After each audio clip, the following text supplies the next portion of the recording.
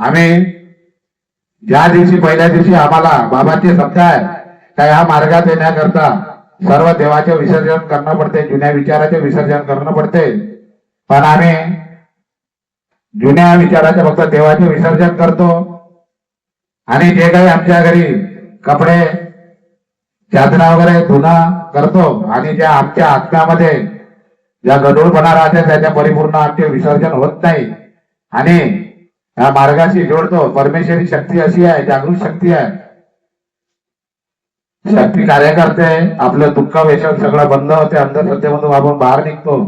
पण जेव्हा आमच्या त्याग होते, त्याग गेल्यानंतर नववन होते आणि आम्ही हळूहळू आमच्या आत्म्यामधलं जे गढूळपणा राहते ते वाढत जाते आणि आमच्या स्वतःकडे आम्ही बोट दाखवत नसतो. आमच्या बोट फक्त दुसऱ्याकडे असते.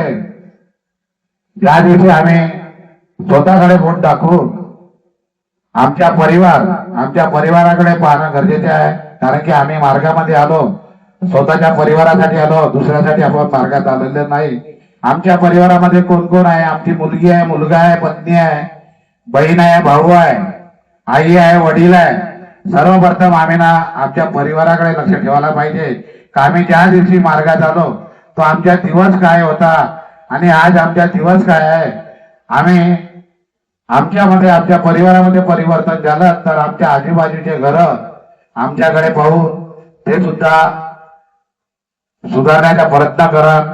आजूबाजूचे सुधारले तर आमच्या गाव एकता होईल, सुधारणा कराल.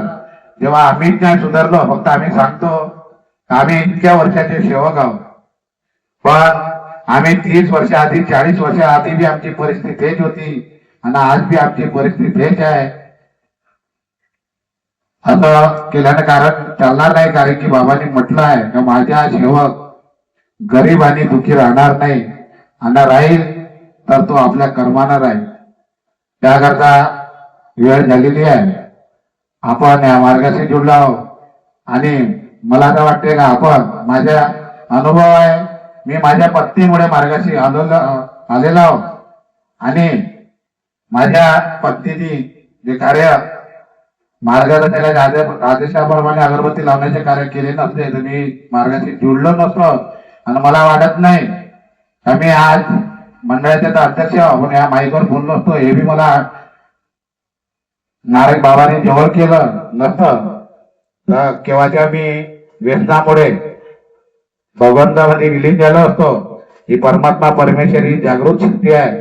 बाबा 1996 मध्ये आपल्यामधून शरीररूपी गेले, पण बाबाची आत्मा आणि एक परमेश्वरी ज्या शक्ती आहे, ज्या शक्तीची बाबांना प्राप्ती केली ही एक झालेली आहे. आणि आमचे कार्य अगर चांगले असले तर बाबा सदैव आमच्या सोबत आहे. फक्त कार्य करत चला. आपल्याला या मार्गामध्ये कर्माचे फळ माझ्या स्वतःचे अनुभव आहे. मी 2000 मध्ये मार्गात आलो, तो माझा पहिला दिवस काय होता आणि आज बाबांनी मला कुठेही कमी ठेवलं नाही. अशी परमात्मा परमेश्वरी शक्ती आहे. आणि दुसऱ्याकडे बोट दाखवणं बंद करा. सर्वप्रथम स्वतःकडे बोट दाखवा. आणि माझी मार्गदर्शकांना सुद्धा विनंती आहे, एक मला आता एका सेवकाने चिठ्ठी आणून दिलेली आहे. तो सेवक मनोज देवचंद तांबुलकर आहे आणि त्यांनी पत्ता दिलेला आहे खरडा. मी त्याला ओळखत नाही, त्याचा सेवक नंबर काय आहे ते मला माहिती नाही आणि तो मंडळाचा सेवक आहे किंवा काय आहे ते सुद्धा मला माहित नाही.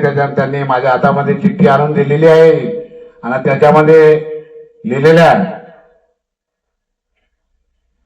परमात्मा एक मार्गातील मार्गदर्शक साहेब आहेत, त्यांच्या चुकीच्या मार्गदर्शकाने सेवकाची दिशाभूल होत आहे असं त्यांनी लिहिलेलं आहे. आणि अध्यक्ष साहेब तुम्ही याच्यावर मार्गदर्शन करावे, पण त्याने त्या मार्गदर्शकाचे सुद्धा नाव लिहिलेलं नाही. आणि माझी मार्गदर्शकांना एक विनंती आहे, आज आमचे ठावकर भाऊ कनाळगावचे यांनी मंडळाला अर्ज केला सेवक संमेलन बद्दल, त्यांना मंडळाने कार्यक्रम दिला आणि आज आपण या कार्यक्रमात सर्व उपस्थित आहे. आता 23 तारखेला एक खिंडोळ्याला कार्यक्रम होता सेवक संमेलनच्या, आम्ही मंडळाचे पदाधिकारी छिंदवाड्याला गेलो होतो आणि ती माई चर्चा बैठक म्हणून येरवा घाटला आमचे कोलतेजी मार्गदर्शक यांच्या फोराला होता साहेब आम्हाला ती मासिक बैठक आम्ही 15 वर्षापासून करत आहोत. मी म्हटलं तुम्ही 15 वर्षापासून ती मासिक बैठक करत आहे, तुम्ही आपली बैठक करा. मंडळाचा कार्यक्रम आहे छिंदवाड्याला. आणि आम्ही छिंदवाड्याहून जेव्हा परत आलो तेव्हा फोटो पाहिले तर त्या कार्यक्रमामध्ये सेवक संमेलन, मानव धर्माचे सेवक संमेलन म्हणून असे फोटो आल्या. ह्या पद्धतीचे मार्गदर्शक जे मनमानी करत आहे ती मासिक बैठक सांगत आहे आणि मानव धर्माचे सेवक संमेलन म्हणून त्यांनी कार्यक्रम घडवला. आणि जेव्हा मी त्यांना फोन लावला तर ते म्हणत होते का साहेब हमारे घर पास में बॅनर नहीं था ती मासिक बैठक का.